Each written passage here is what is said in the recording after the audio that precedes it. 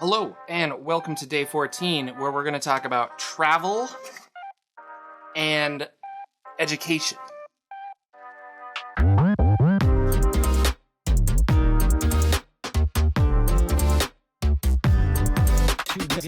Hello everybody, Jordan here, the PH is silent, and in this video we're doing a 30-day challenge to craft a tabletop role-playing fantasy world building. This is what we're doing. I'm using a program, a web-based application called Notion, notion.so, links down below. But if you are interested in all of the templates and stuff that I show, head on over to Patreon, and I've shared it with a lot of my patrons, and we're talking about the world as I'm building it.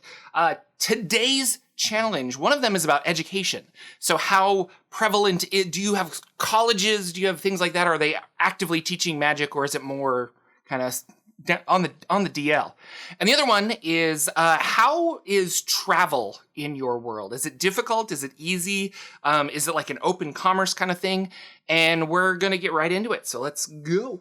Before we begin, I think a lot of you are probably going to be like, what was that book he was holding up? So this is Magical Industrial Revolution by Skerples.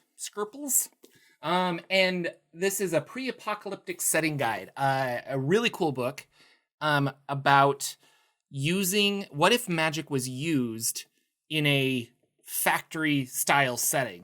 How would that change the world? So it's a really interesting book, and I like it a lot. I recommend it. It's got a lot of tables and stuff, and a whole city that you can kind of implant into an existing campaign if you want to pursue this route. Magic item spells, it's well worth the money, and I'll put a link to Drive-Thru RPG down below, an affiliate link, and if you purchase it, a little bit comes back my way, and I'm sure the author will love it that you're purchasing some of his stuff. So that is Magical Industrial Revolution. Good food for thought for a fantasy campaign. All right, ladies and gentlemen, real talk. I recorded a whole thing, but my OBS settings were messed up because I'm trying a new microphone. So we had no audio. So now we're going to redo this. It's going to be a lot of fun.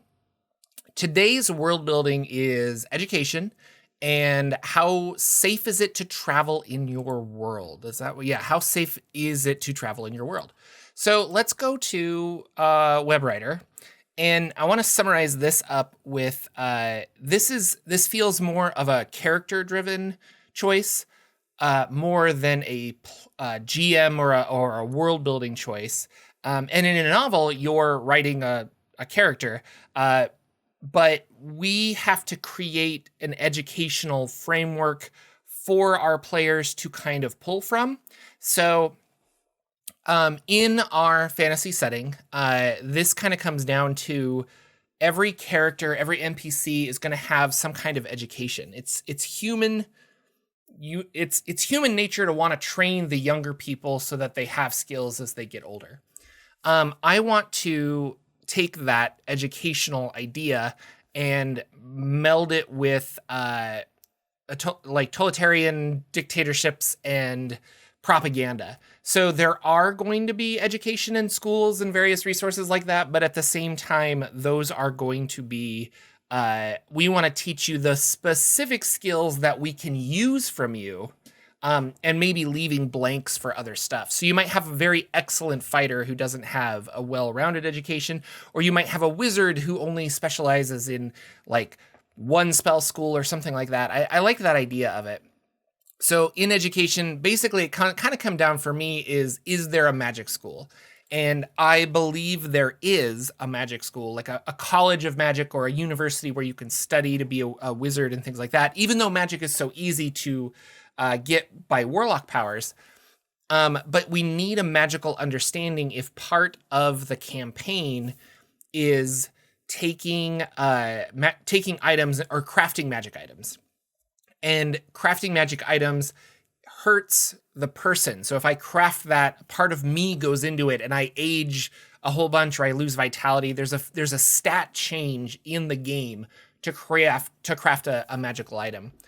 And I think for that to work, the knowledge needs to be pretty available, because the turning point of it is that I don't want to do this because it's going to hurt me in the long run.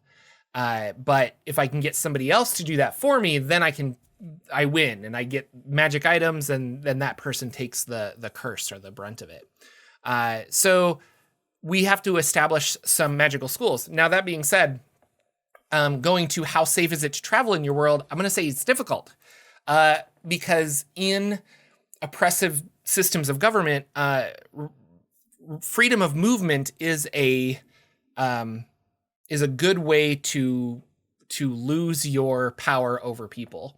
If people can leave you, like leave your nation, then you have no power over them.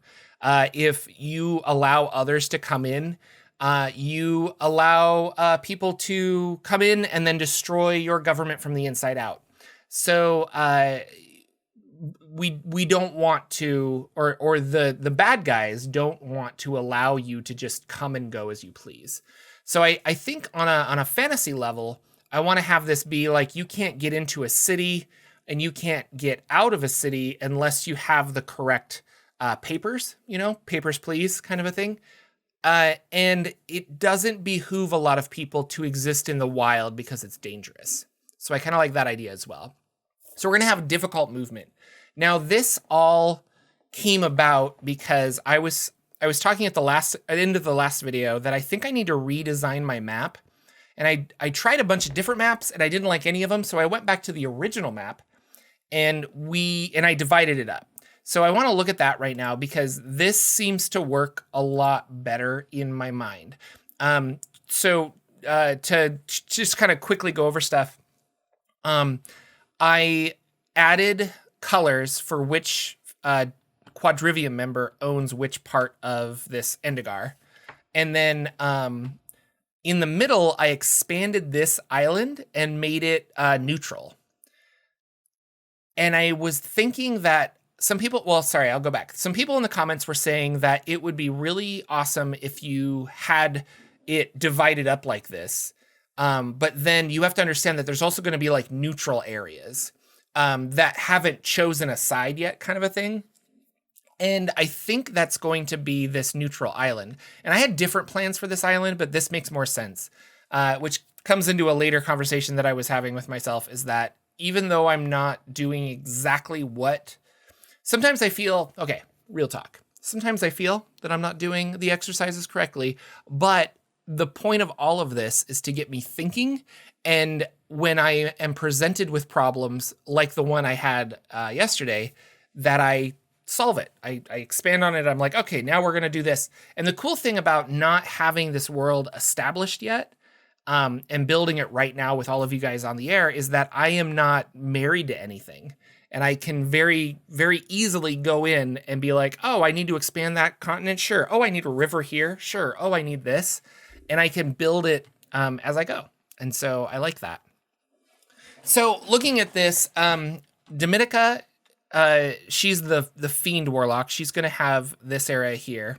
Demonidas is the Far Realm Warlock. And he's going to control this area over here. Sinceritas is the Lich or the Undead Warlock, and he's going to control this whole area here. But I think this area is going to be mostly barren up here. But he controls it because Undead can exist in that cold, terrible region. But nobody's really fighting him for that. But maybe there's a secret there. Like, that could be fun. And then finally, Medea, who is our Fey Warlock, she's going to control this area here. There were a couple of islands like this one down here that I liked the idea that maybe these guys are fighting over it. So they've kind of split it up. And then down here as well.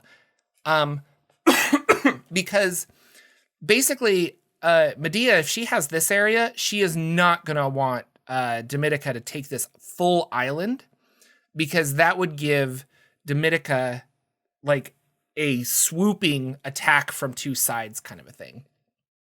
And the same thing, Medea does not want to have, or Dominica does not want Medea to take this whole island because of the same thing. Then they could attack here, and they could attack from up here via the ocean. And Sinceritas and Medea, the same thing. Like you can get like a choke point kind of attack. And if we go with this idea that they don't want to be attacked by multiple paths or by 2 enemies at once. Because the Quadrivium, they made all these pacts together, like they know of each other, but they don't like each other. And they would much rather control the whole continent themselves.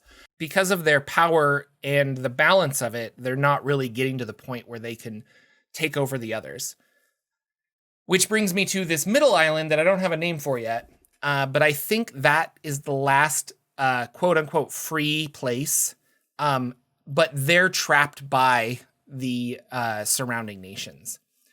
And they won't be conquered yet, kind of a thing. Maybe it's always looming. But let's say Sinceritus, the undead down here, I'll use my mouse. Sinceritus, let's say he takes this over so that he can now attack Medea from 2 sides. Well, doing that leaves him exposed from Demonidas from the top, who would then come in and probably take not only this or this. So if that's the idea, and I don't really know, maybe I need to read The Art of War or something. But if that's the idea, then they're in a stalemate right now. Nobody can really, everybody's waiting for the other one to try and go for the center.